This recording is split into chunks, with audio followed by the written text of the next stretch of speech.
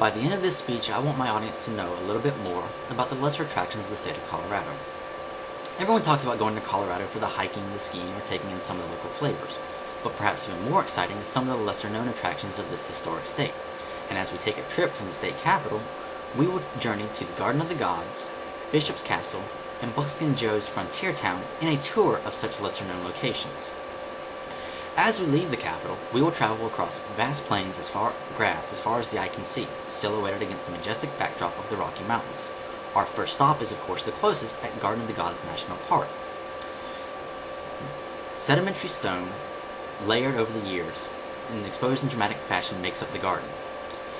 Every ridge and crevice in the garden tells a story of the Earth's environment for the last 65 to 300 million years. Erosion has worn these stones away into dramatic shapes named for their appearance, such as Balanced Rock, the Fountain, and the Siamese Twins. Originally named and founded in the 1800s, General Palmer originally bought the garden to use for a summer home, but was so struck by the majestic beauty, he never decided to build upon it, preferring to leave it for future generations to enjoy.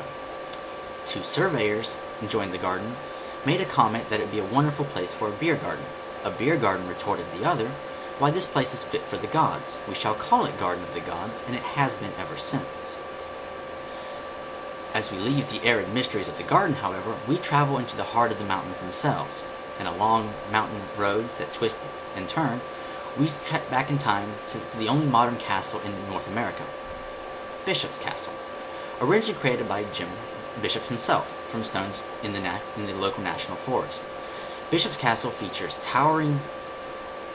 towers of stone, cast iron railways, and stained glass windows, as well as a giant dragon head jutting from the apex of the castle's main hall.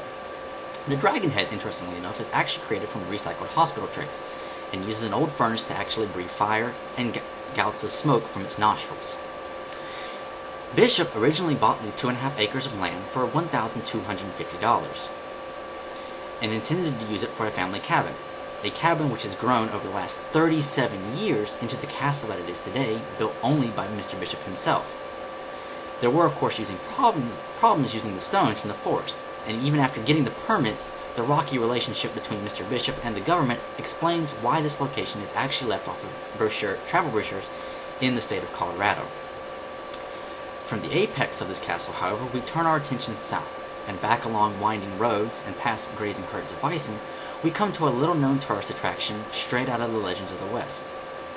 Buckskin Joe's frontier town lays nestled among the mountains and alongside the Royal Gorge, and features a host of entertainments and attractions for people to enjoy.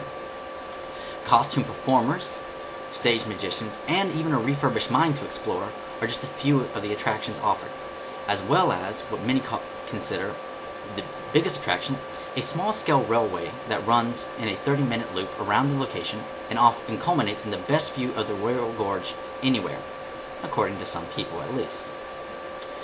But as the sun sets on this dusty town and our day draws to a close, we climb back into our car to make our way back to Denver and the end of our trip. In conclusion, from the mysteries of the Garden of the Gods, to the old ways made anew in Bishop's Castle, to the wild legends and the high noon showdowns of Buckskin Joe's frontier town, it's clear Colorado has a few gems of its own.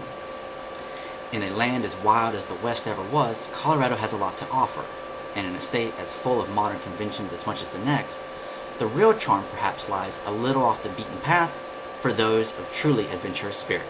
Thank you.